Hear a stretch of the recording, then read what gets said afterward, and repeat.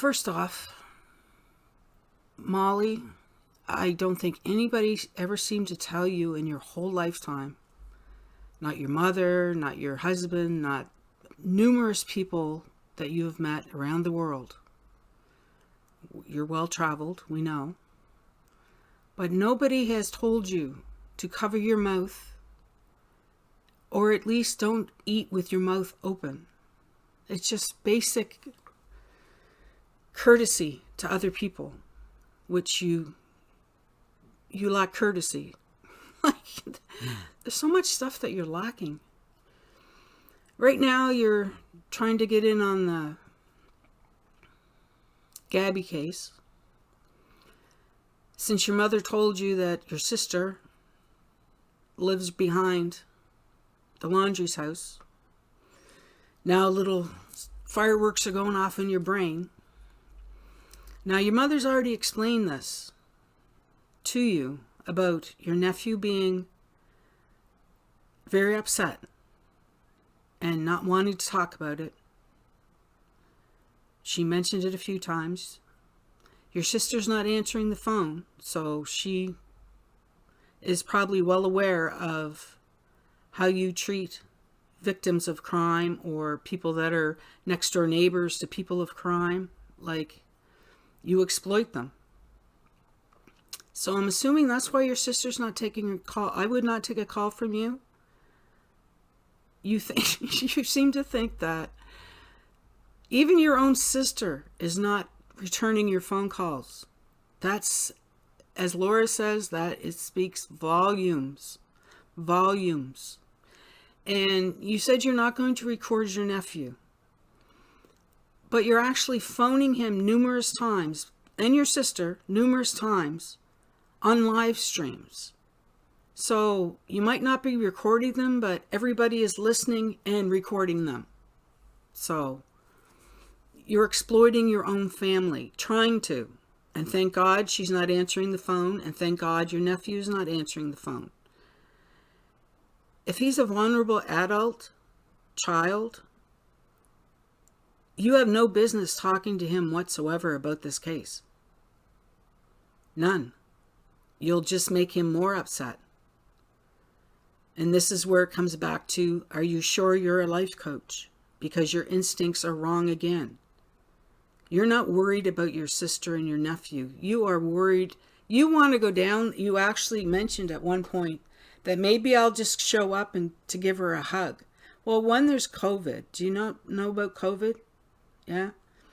And you were just, hanging out in a bar a few days ago? So you're not exactly, and you don't have the shots. So you've already had it. You can get it again. But no, it's just total disregard. Again, total disregard. But now you're actually bringing your own family into it. Princess wasn't enough. It didn't get the result you wanted because most people were outraged the fact that you would do that to your best friend. Like, put all his public laundry out there. Like, it's dangerous being a friend of yours, apparently. And it's dangerous being part of your family because you've taken it to such huge levels that everybody around you, all their business is put out there. You told everybody where your nephew works. like, pretty probably hard. It wouldn't be hard to find your sister either. Holy shit. Like, you're that cavalier with your family's safety. And you know what happens to people when they, get information, then they start looking into it. Maybe my sister will come and be a little bit more comfortable, but I don't think that today is the day.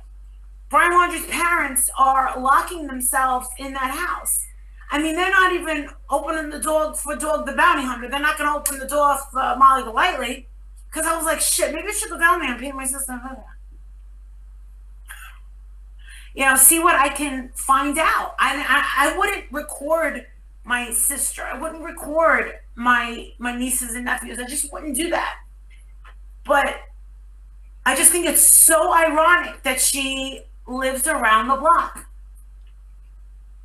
My nephew said that that job, and he gets very upset. He's special needs, and my mom said that he's very shaken up because he worked with Gabby and Brian. And he said that Brian was super nice, that he couldn't believe that this was happening.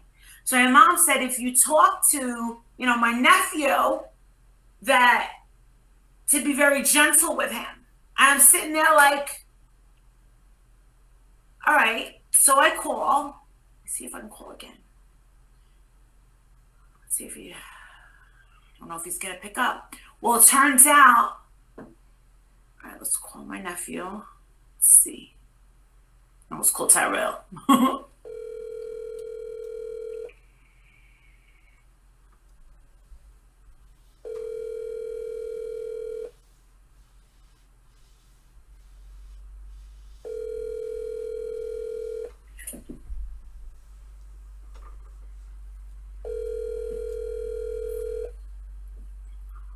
He won't pick up. My mom said, be gentle with him because he's very, very upset about this. Now, the other thing is my sister is not going to come on and talk to me. And my mom said, Marissa, I don't know whether she's scared or if she's not, she doesn't want to be involved.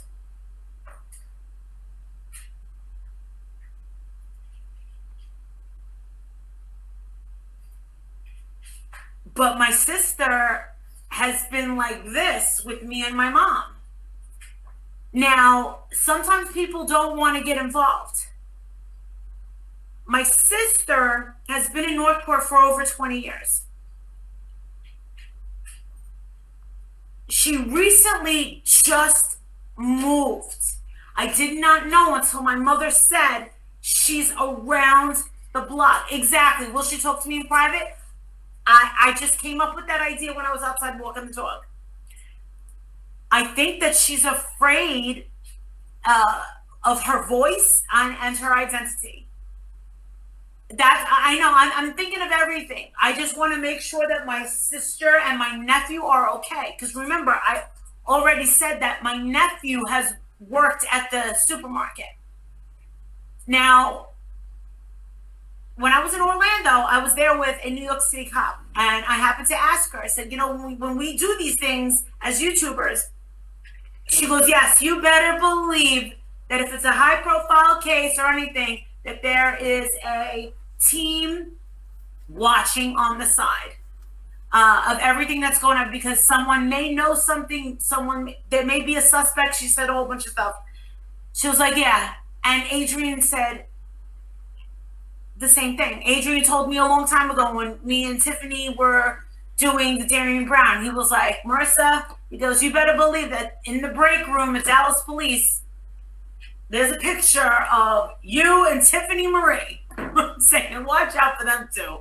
They're big mouths. So, to be quite honest with you, and I'm just going to be very honest, I'm going to respect my sister's privacy because she has to live there.